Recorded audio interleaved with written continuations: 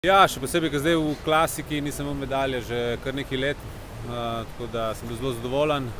Glih tukaj je bilo fajn, pred 5 leti smo isto zmagali klasiko, smo imeli zelo dobro taktiko in danes je bila podobna in se nam je obrestovala, tako da izgleda, da nam kar leži ta proga tudi v Skopju.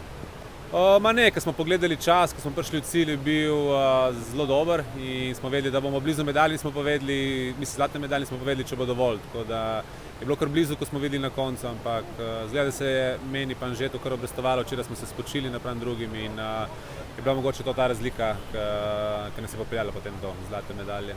Glavni cilj je seveda bila posamična tekma v sprintu, jutri nas čakajo kvalifikacije, upamo, da pridemo že lahko s prvim tekom naprej.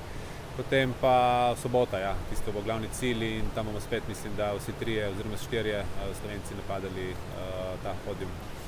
Ja, hvala za čestitke. Smo uigrana ekipa, letos smo spet malo presenetili v klasiki, tako da, ja, super.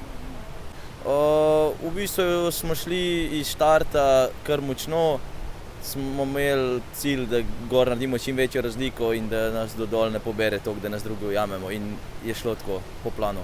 Ja, hvala za čestitke. Ja, mislim, da smo kar naredili celo tekmo, tako kot smo planirali pred tekmo, tako da je šlo vse po planih. Jaz sem v bistvu razbil valove, pa delal val njima, pa sigurno tudi pomaga, da nisem najlažji klasičar, tako da je zig dober val za mano. Ja. Ni bilo toliko naporno, zato ker čim greš malenkost počasneje, je kar lažje veslati, tako da vse v redu.